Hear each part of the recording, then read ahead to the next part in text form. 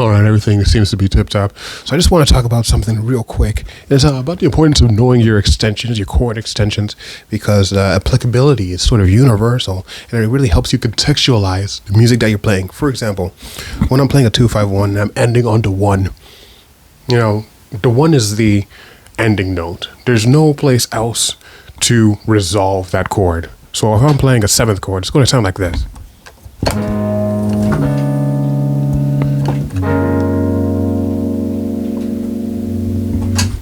Fair enough. That's a 7th chord that's very comfortable to a lot of people's ears. That's not going to freak anybody out.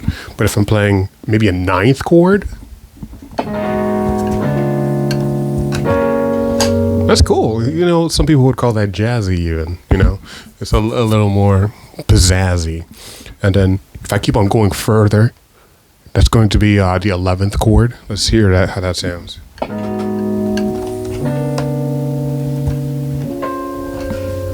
All right. Now we're starting to get a little out there, Now we're starting to get a little. I work out at the library, Where I sort of tap out as a listener is I tap out at the 13th chord. So that's going to sound like this.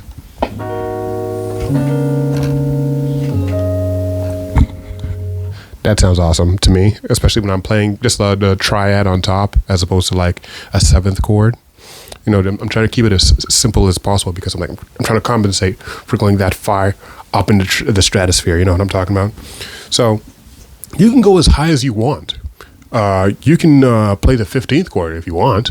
But here's the sort of tug of war that you have to play. If you play the 15th chord, it's going to sound like this.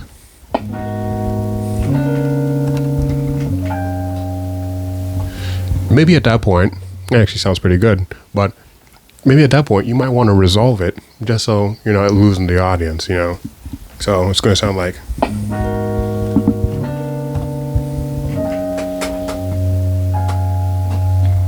Yeah, so having the option to know that you can play whatever extension you want. You can go all the way up till you go back to the 3rd and 5th and 7th chords.